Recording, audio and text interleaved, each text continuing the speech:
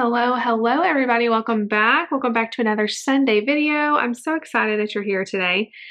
I was really debating about this talk and not sure. Like, it was one of those, I'm like, you know what? I don't know that I have anything to talk about today, so maybe we'll just do a different type of video. I don't want to just get up there and like talk on my butt. And sometimes I feel like totally unqualified to come and share on these Sunday videos because I don't feel like I don't know, I have like imposter syndrome. Like, what do I have to share? Like every single week. There's not always something that I feel like super like I said, qualified or whatever to share. But of course, God is always so faithful. And I started thinking about it and praying about it. And he kind of urged me to share a very personal thing that I've been thinking about over the last month. And had talked to David about and was like it's like a new understanding for myself of some things and some things he's showing me, and he told me to share it to y'all. So extra vulnerable today. This is gonna be like story time with a little bit of encouragement mixed in because I do think we can learn from each other's stories, and what I go through, maybe someone else has gone through. Okay, so let's get into it. Layla's running around, she's eating food, and this is I'm doing it out here in the kitchen, so it's going to be crazy pants, but the kids aren't here, so she's the only one I have to listen to. She can't be loud, though. So, okay, if you've watched over the last couple years, since we moved to Arkansas, you will know that this move was very, very difficult for me. And I never really understood why, because we've moved a lot over the years. And I mean, the first move we moved like almost 900 miles away from our family to where we knew no one. So you would think that would be the worst.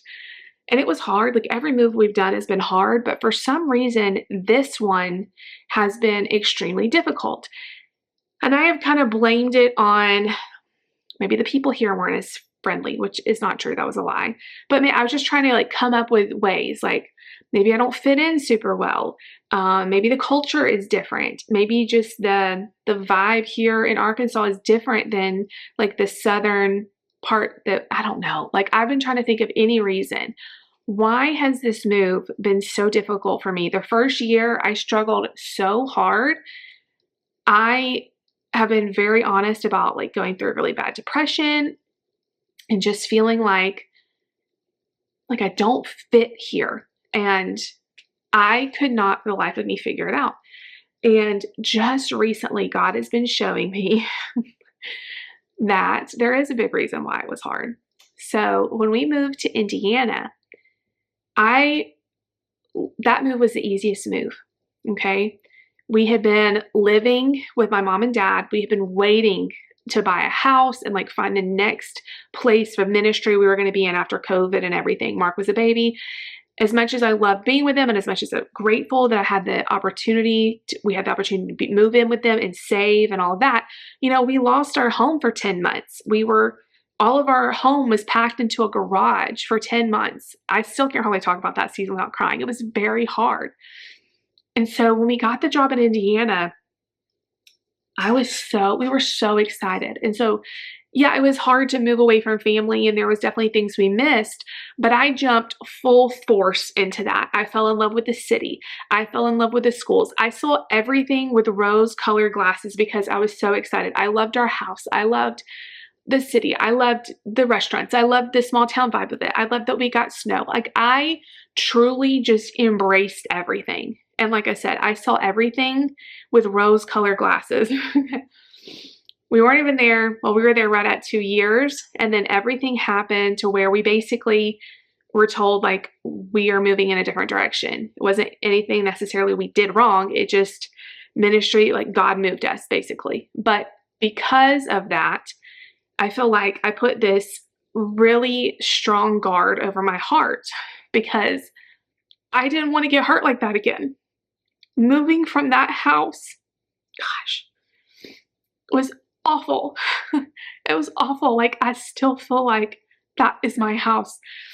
Since we've left there, it's been completely like remodeled and stuff. It doesn't even hardly look the same. But I feel such strong attachment to that house. I feel such strong attachment to that city. I feel so like, even the people we met there, I felt like I became friends with them faster than how it was here.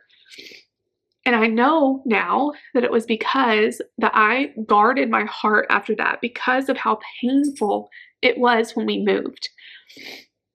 So we moved here to a house that I love. I do love, but it has taken a long time to kind of come to grips with it, because I feel like my heart was so put into that other house because of so long our stuff being in storage, and finally getting this house that we had dreamed of. And if you've heard our whole story about the first house we bought in Texas and how we had to move and that whole thing, it was just such a mess. And so we had to wait for like so many years to be able to buy a house again. And so we bought that house in Indiana, and I just fell in love with it. And in my mind, like, we were going to be there for the long haul. And then everything happened, and friends that I thought were my friends didn't even text me ever again, or didn't even reach out, or didn't. No, I did have some friends that do that, but I have a lot of people that, you know, they saw us move and they just moved on, you know. But for us, it was like so crushing because we really thought we had friends there. And so when we moved here, I do think that I put this guard up of, no one is going to hurt me again. I'm not going to fall in love with a house, because what if we have to move again? I'm not going to fall in love with a city, because what if we have to move again? I'm not going to fall in love with a church, because what if we have to move again? I'm going to keep this guard up with people, because I don't know if I can trust them. I don't know if when we move, if they'll just cut off communication with me again. And so I didn't even realize I was doing that. I did not realize. I just thought, well, I don't like it here. I don't like the house. I don't have any friends. Like, that's what I thought. But now I'm seeing that it was so much more than that internally going on. And I had been through so much hurt that it was almost easier for myself to not feel anything than to feel pain again. And so just recently, I've been aware of this. Like, I've been made aware of, oh, that is why I felt this way.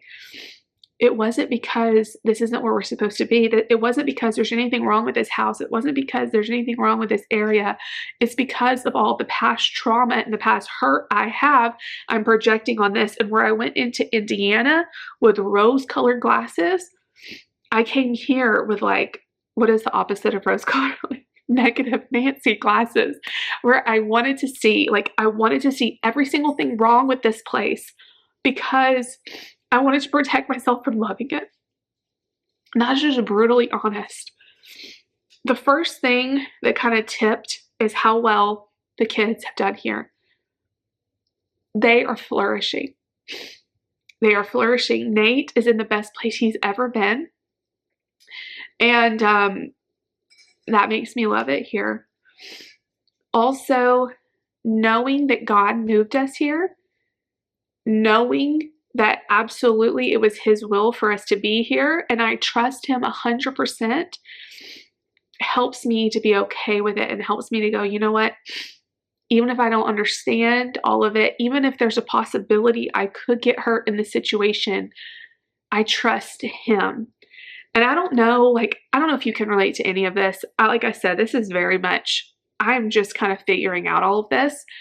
I really just thought, well, this place in me, just, maybe it's just, you know, the bugs and the allergies and all of that was hard. And that still is hard. But I do think in my brain, I was negatively looking at everything. And that is what I want to talk about, is how when you have been hurt, your perspective changes. And if we can realize that, we can kind of take off those glasses and look at things in a different way. I was reading this Bible verse. Let me get to it. And let us consider how we may spur one another on toward love and good deeds, not giving up meeting together as some are in the habit of doing, but encouraging one another, and all the more as you see the day approaching. Hebrews 10:24 and 25. Basically, So many of you and I've been in this situation too. What happens when we get hurt? When we get hurt by church, when we get hurt by family, when we get hurt by friends, when we get hurt, what do? We isolate ourselves, right? Like we go into our room and we draw the curtains and we stop going to church, and we think like, well, if one church hurt me, then this other church may hurt me. But this is what I want to say to you. We can trust God. And even though a church member may have hurt you, that wasn't God. That wasn't God's doing. And like when we are dealing with each other in church, in business, in life, we're dealing with imperfect people. Just because you walk in through the doors of a church does not mean that everybody is going to treat you 100% fairly. They're not God. They're people. And, I'm sure that I've hurt people unintentionally. And so we have to go into it with a understanding that if someone in the church is ugly to us, if someone in our life is ugly to us, that's not God's fault. And that's not a reason to isolate ourselves and to say, well, if that's what it's like, I'm not ever going to have a friend again. I'm not ever going to go to church again, because this is a thing. We need each other. I will tell you, I guarded myself for so long that I fell into this horrible depression. And it was all my doing is isolating myself. I did that to myself to protect myself, and it ended up hurting myself. We need each other. We need friends in our life. We need the body of believers in our life. And ultimately, you can get to heaven by just you and Jesus. Of course, that's the only way to heaven, is believing in Jesus and then, having a relationship with him. You're in heaven. But our life is made so much better by other people, by the encouragement we get from other people. We are social beings. We are made to be socially, right? To be together. We're made to do life together. And when you isolate yourself, it is so painful. And so all I'm saying to you is if you at all relate to any part of this, if you have been hurt by a job, I know a lot of people get this way when they have been divorced. Well, I am never trusting a man again. We can do that. We do these things to ourselves to protect our heart, to protect our mind. But ultimately, God's the only one that can do that. And so what I've been praying lately is, God, you protect my heart. And I'm just going to trust. Of course, we're not going to be stupid. And if someone continually hurts us, we're not going to keep putting ourselves out there to be hurt. But going into a new relationship, going into a new friendship and judging them based on what's happened to your past is not fair to them. And it's not fair to you. And so I hope this is making any sense, but this is honestly where I'm at, this mental struggle of why have I done this? And I didn't even realize I was doing it. And so now that I realize, I can start changing the way I'm looking at things, because I do love it here. And I do think that people are friendly here. I was just in a really hard, hurtful place. And so it's easy to misjudge intentions. It's easy to get things wrong when you have those glasses on that were and I think with the rose-colored glasses, you can also look at things wrong. I thought I had all these friends. Well, obviously they weren't really friends, And so we have to actually take off those glasses and go, you know what, God, you're the one in control of my life. You protect me. And if someone hurts me, then you will deal with that. But I'm not going to walk around with this guard up because it only hurts me. So I hope this makes any sense. I'm going to say a quick prayer for you. Thank y'all for listening to this, because I feel like it's a little bit of a mess, but okay, let's close it out. Dear Heavenly Father, thank you so much for all my friends watching today, God. I just pray that if anyone else has struggled like I have with being hurt and guarding their heart against new experiences and new friendships because of the pain that they've been in the past, maybe it was with a church member or a friend or a relative, God, I just pray that you would bring peace into that situation, God. I just pray that you would bring peace into their heart and forgiveness into their heart, God, and they can move forward with no guard. They can move forward just trusting in you, because ultimately you're the one that has our front, our side, and our back, God. And I just pray that we could trust you in everything. We could take off those glasses that may be tainting us one way or the other, and we could just show everyone love, because we do need each other, God, and we need you ultimately. God, I pray blessings over all of my friends who are watching until we see each other soon. In Jesus' name, I pray all these things. Amen. All right, you guys, Layla, you know who's been my best friend and who never, ever does anything wrong? This girl. She's been with me in every state. She's been with me in every house. I don't know what I would do without her. Yeah, she's a lover girl. And you guys, if you're going through something like this, like I said, with a friend, family member, church member, I'm praying for you. I know how hard it is when you feel like you've been rejected or you've been hurt or you've really loved something and it's been taken from you. Ultimately, God orders our steps, and He is a good Father, and He's going to bring good things into our life. We just have to trust Him in that. We love you, right, Layla? If you like this video, make sure you give it a big thumbs up. Leave us a comment down below. Definitely subscribe if you're new, and we'll see you guys next time. Say bye. Bye.